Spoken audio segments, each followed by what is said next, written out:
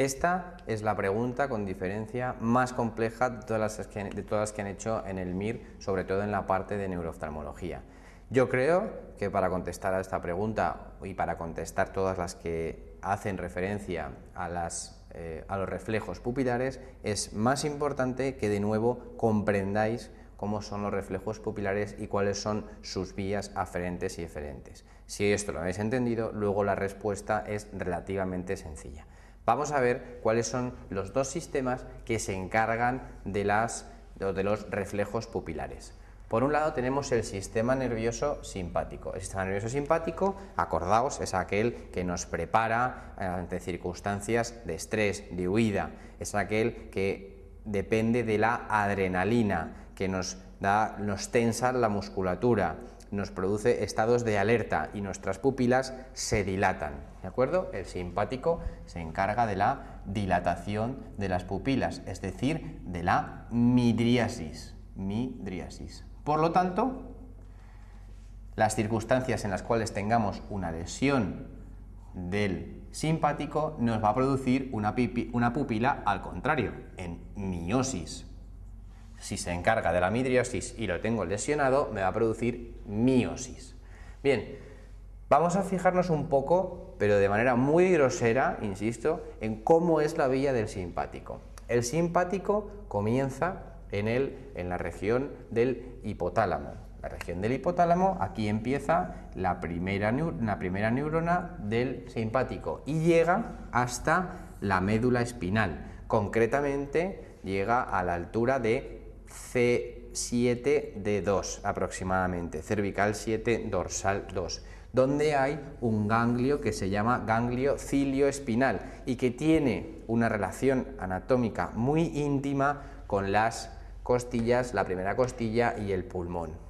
Por eso hay un tumor que veréis o que habéis estudiado en neumología, que es el carcinoma epidermoide de pulmón, que me da, o tumor de Pancoas, que lo que me produce es el síndrome de Horner, porque me produce el síndrome de Horner por lesión del simpático en esta localización.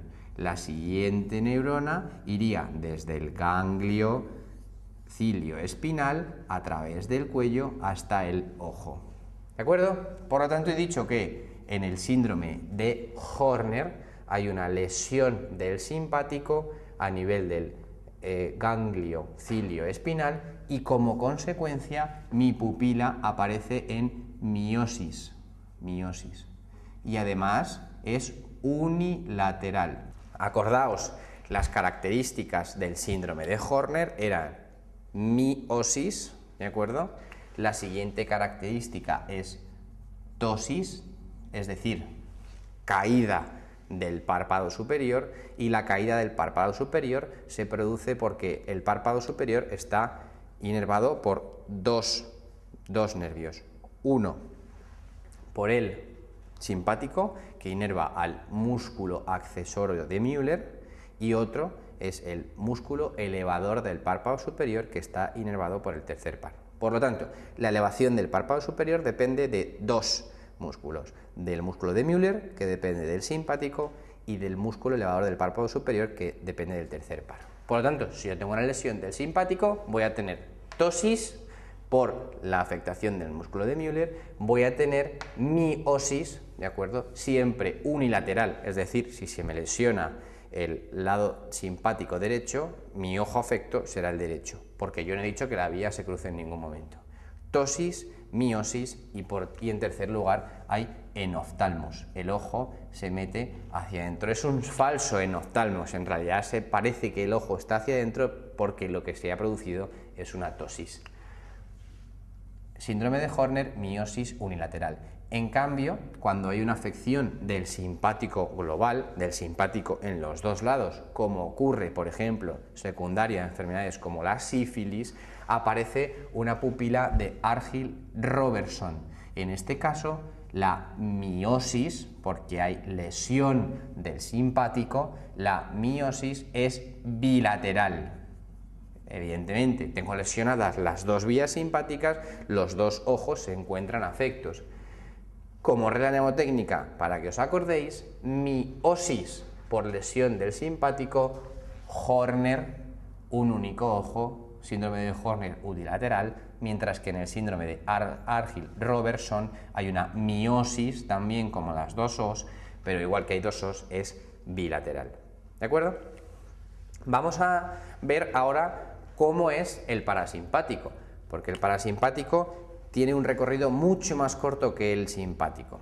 El parasimpático hace o realiza las acciones contrarias al simpático. Si el simpático se encargaba de prepararnos para la huida de situaciones de estrés, el parasimpático se activa en situaciones en las cuales nos encontramos relajados. Es aquello del nervio vagal, es por ejemplo el que se activa en las situaciones después de comer, cuando tenemos que segregar jugos, situaciones en las que estamos descansando durante el sueño, se activa el parasimpático. El parasimpático se encarga de la miosis, se encarga de cerrar la pupila. Por lo tanto, si yo tengo una lesión del parasimpático, mis pupilas ¿cómo estarán? En midriasis. Vamos a ver en qué situaciones se nos produce lesiones del parasimpático. Bien, el parasimpático tiene la primera de sus neuronas va a través del nervio óptico, es decir, la vía aferente va a través del nervio óptico. Esto es un esquema muy sencillo, muy básico, anatómicamente es más complejo, pero resume bien la fisiología de la vía parasimpática. A través del nervio óptico van las aferencias hasta el núcleo de Edinger-Westphal, que se encuentra en el mesencéfalo. Y a través del tercer par parten las eferencias que me van a miotizar la pupila. La clave de esta vía es que del núcleo de Edinger-Westphal parten hacia el lado contralateral también fibras. Y aquí, o de esta manera, comprendemos las lesiones en el nervio óptico. Si yo tengo una lesión en el nervio óptico, mi pupila, ¿de acuerdo?, estará en midriasis, porque está lesionada mi vía aferente del parasimpático. Si yo exploro la pupila con una linternita y le pongo al paciente una linterna, las pupilas se exploran en situaciones de poca luz, mi pupila estará en midriasis y yo le ilumino al paciente con una linterna en este ojo donde tengo lesionado el nervio óptico y mi pupila no reaccionará. La pupila normal, cuando yo ilumino una pupila en situaciones de oscuridad, la pupila se cierra. Pero si yo tengo lesionado el nervio óptico y yo ilumino esta pupila, la pupila sigue abierta. Es decir, la pupila no reacciona. La pupila está en midriasis ante lesiones del nervio óptico porque está lesionado el parasimpático. Pues bien, si yo ahora cambio la luz y me voy a iluminar mi ojo sano, puesto que tiene su vía intacta, me va a producir una miosis, es decir, la pupila se me va a cerrar, pero como además manda aferencias hacia el lado contralateral, se me produce un cierre de las dos pupilas. Es decir, mientras que cuando yo iluminaba el ojo sano, la pupila del ojo enfermo, la pupila no se modificaba en ninguno de los dos ojos, cuando yo ilumino el ojo sano, la pupila se miotiza en los dos. Y esto es lo que se denomina defecto pupilar aferente relativo. ¿Por qué? Defecto pupilar aferente relativo, ¿por qué? Porque hay un defecto cuando yo ilumino al ojo enfermo y es relativo porque cuando ilumino al ojo sano se me produce reacción en los dos ojos. Esto es lo que también se denomina pupila de Marcus-Gum. Bien, pues la pregunta y la clave de esta pregunta es que decía, primero hemos iluminado al ojo enfermo y no ha pasado nada. Me voy al ojo sano y se me van a miotizar, se me van a cerrar las dos pupilas. Pues si ahora mismo a continuación yo vuelvo a pasar al ojo enfermo, lo que se me produce es una dilatación de los dos, pero es una falsa dilatación, no es que yo por iluminar un ojo se me dilaten las dos pupilas, que sería lo contrario de lo que debería pasar. Si yo enfoco a un ojo con una luz, debería contraerse. Es una falsa dilatación, porque parte de una miosis que se ha producido al iluminar el ojo sano, y cuando vuelvo al ojo enfermo, como estoy en oscuridad, mis pupilas vuelven otra vez a dilatarse. Es una falsa dilatación, es una dilatación porque vuelve a la situación normal. Y eso era lo que comentaba esta pregunta. Eso es el defecto pupilar aferente relativo o pupila de Marcus-Gum. Hay otra situación, que son situaciones en las cuales se lesiona el ganglio que nos hace aquí de sinapsis en el sistema nervioso parasimpático, que es el ganglio ciliar, que son situaciones en las que se me lesiona precisamente esta sinapsis, la del ganglio ciliar, y me produce lo que se denomina una pupila de Addy. La pupila de Addy, como antes en el defecto pupilar aferente relativo, al estar lesionado el parasimpático, al estar lesionada la miosis, tiene la pupila en midriasis. De nuevo, regla mnemotécnica para que os acordéis: A de Addy, midriasis. Pero tenéis que diferenciar que una es el defecto pupilar aferente relativo, es por lesión del nervio óptico, mientras que en el Addy lo que hay son lesiones del ganglio ciliar. Esto tenéis que repasarlo, tenéis que meditarlo, tenéis que comprender cuáles son los efectos que produce cada uno de los sistemas, y que cuando se lesiona cada uno de ellos aparece una cosa completamente diferente. Todo esto anterior me sirve para explicar cuáles son las lesiones del tercer par. Os he dicho que el tercer par lleva las aferencias del parasimpático. Bien, el parasimpático va enrollado, ¿de acuerdo? Enrollado en las paredes del tercer par. Pues bien, vamos a ver los dos tipos de lesiones que se me pueden producir en el tercer par.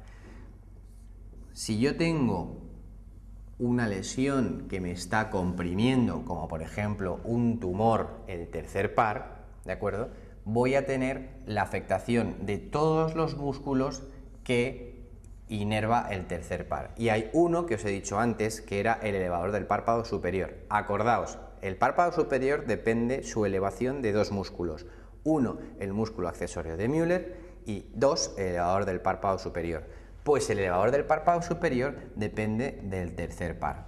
Por lo tanto, lesiones compresivas o lesiones isquémicas, todas ellas me van a producir ptosis por lesión del tercer par. Pero la clave y lo que nos va a dar la diferencia es que las lesiones compresivas son lesiones que a su vez me están afectando al sistema nervioso parasimpático. Por lo tanto, la lesión compresiva del tercer par me va a dar una pupila en midriasis. En cambio, cuando la lesión es isquémica, es por afectación de los vasa nervorum, que son los vasos, microvasos que se encargan de la vascularización del nervio.